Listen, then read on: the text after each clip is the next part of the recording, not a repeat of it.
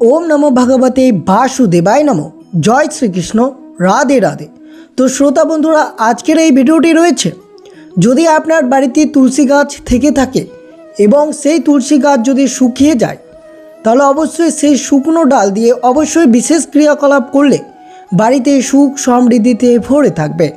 মনে করা হয় তুলসী গাছ ভগবান বিষ্ণুর অত্যন্ত প্রিয়। তার পিছনে রয়েছে তাৎপর্যপূর্ণ এবং প্রচলিত কাহিনী। যেহেতু তুলসী গাছ কেবল একটি উদ্ভিদ নয়, সনাতন ধর্মে এটি সাক্ষাৎ মা লক্ষ্মী এবং নারায়ণ পরম প্রিয়। জীবিত তুলসীর মতো শুকনো তুলসীর সমান পবিত্র এবং কল্যাণময়। তেমনি শাস্ত্রে বর্ণিত রয়েছে, গরুড় পুরাণ অনুযায়ী তুলসী কাঠের স্পর্শে মৃত ব্যক্তির আত্মা শান্তি পায় এবং তাকে যম যতনা ভোগ করতে হয় না, সে মোক্ষ বা বৈকুণ্ঠ লাভ করে থাকে। তেমনই বিশেষভাবে আলোচনা করা হবে এই শুকনো তুলসী গাছের ডাল ফেলে না দিয়ে সেগুলো যদি আপনারা বাস্তুসম্মত উপায়ে এই ক্রিয়াকলাপ যদি করতে পারেন তা অত্যন্ত শুভ হতে পারে আপনার পরিবারের জন্য। যেহেতু সনাতন ধর্মে তুলসী গাছকে অত্যন্ত পবিত্র এবং মা লক্ষ্মীর স্বরূপ বলে মান্য করা হয়। কাঁচা তুলসী গাছের মতোই শুকনো তুলসী গাছ এবং তার ডাল সমান পবিত্র এবং এর অনেক আধ্যাত্মিক গুরুত্ব রয়েছে। তাই বিশেষ করে শ্রবণ করবেন কোন কোন ক্রিয়াকলাপ, তুলসী গাছ শুকিয়ে গেলে ডালগুলো কোন কোন ক্রিয়াকলাপ অনুযায়ী করলে পরিবারে সুখ সমৃদ্ধি এবং অর্থে ভরে থাকবে। তা অবশ্যই ভিডিওটি আপনারা শুরু থেকে শেষ পর্যন্ত ভক্তি সহকারে শ্রবণ করবেন। আর চ্যানেলে নতুন হয়ে থাকলে দয়া করে চ্যানেলটিকে সাবস্ক্রাইব করবেন, লাইক করবেন, কমেন্টে ভক্তি ভালোবাসার শ্রদ্ধা দিয়ে জয় শ্রীকৃষ্ণের জয়, জয় মাতা লক্ষ্মীর জয় লিখে দিতে ভুলবেন না। তো অবশ্যই ভিডিওটি আপনারা শুরু থেকে শেষ পর্যন্ত ভক্তি সহকারে শ্রবণ করুন। হিন্দু ধর্মে ও বাস্তুশাস্ত্র শুকনো তুলসী গাছ অত্যন্ত পবিত্র এবং স্বয়ং মা লক্ষ্মীর স্বরূপ বলেই মানা করা হয়। তুলসী গাছের ডাল ভেঙে গেলে বা শুকিয়ে গেলে যত তত জলে বা ডাস্টবিনে ফেলে দেওয়া মোটেও উচিত নয়। বাস্তু এবং আধ্যাত্মিক উপায়ে এই শুকনো ডালগুলো সঠিকভাবে ব্যবহার করলে সংসারে সুখ শান্তি এবং ধন সম্পদ বৃদ্ধি পেতে পারে। শিবপুরাণ এবং ব্রহ্মবৈবর্ত পুরাণ অনুসারে এই কাহিনীর সম্পূর্ণ প্রেক্ষাপট এবং আধ্যাত্মিক তাৎপর্যভাবে উল্লেখ রয়েছে। পৌরাণিক কাহিনী অনুযায়ী কালনেমি নামক অসুরের এক কন্যা ছিল যার নাম বৃন্দা। বৃন্দা ছোটবেলায় থেকেই ছিলেন ভগবান বিষ্ণুর পরম ভক্ত। বড় হওয়ার পর জলরন্ধ্র অর্থাৎ ব্রহ্মবৈবর্ত পুরাণের মতে শঙ্খচূড় নামক এক পরাক্রমশালী অসুর রাজার সাথে তার বিবাহ হয়। জলরন্ধ্র অসুর হলো বৃন্দা ছিলেন অত্যন্ত পুণ্যবতী, পতিব্রতা এবং সতী নারী। বৃন্দার সতীত্বের তেজে ভগবান বিষ্ণুর প্রতি তার অটল ভক্তির কারণে জলরন্ধ্র এক প্রকার অমর ও অজয় হয়ে উঠেছিল।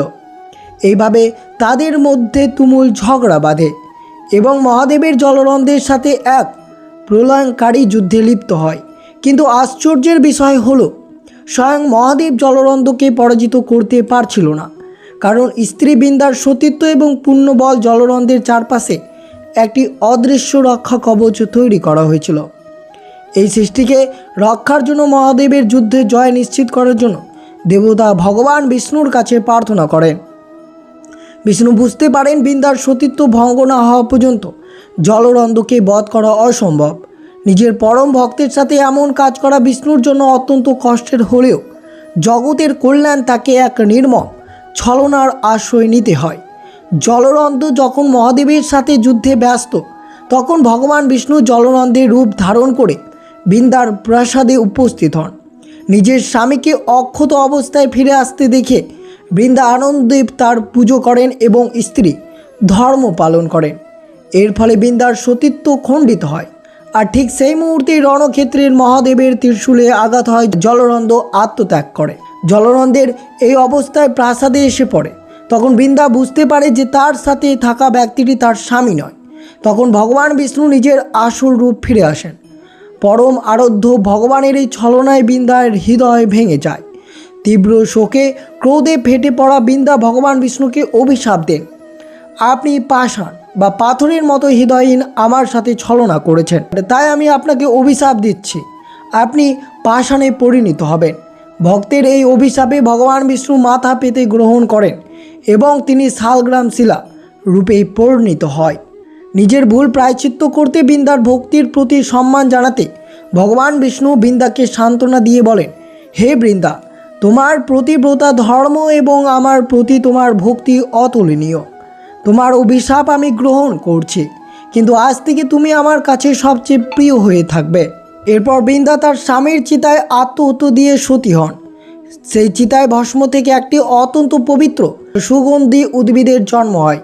ভগবান বিষ্ণু যার নাম দেন তুলসী। এইভাবে তুলসী বৃক্ষের জন্ম হয়েছিল। স্কন্দ পুরাণ অনুযায়ী যে বাড়িতে তুলসী গাছ থাকে তা তীর্থস্থানের সমান হয়ে যায়।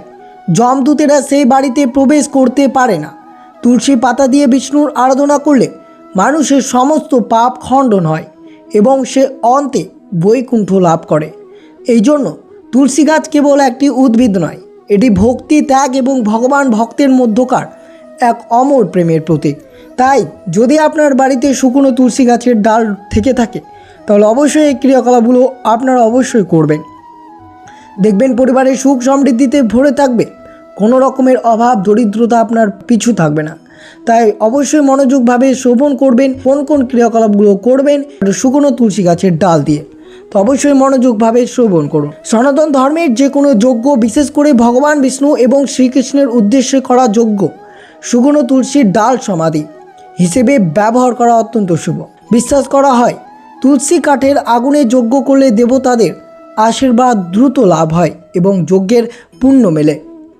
দ্বিতীয়ত, তুলসী গাছের ডাল যদি বেশ মোটা হয় তবে তা ছোট ছোট করে টুকরো করে কেটে সেগুলো অবশ্যই তুলসী মালা তৈরি করতে পারেন।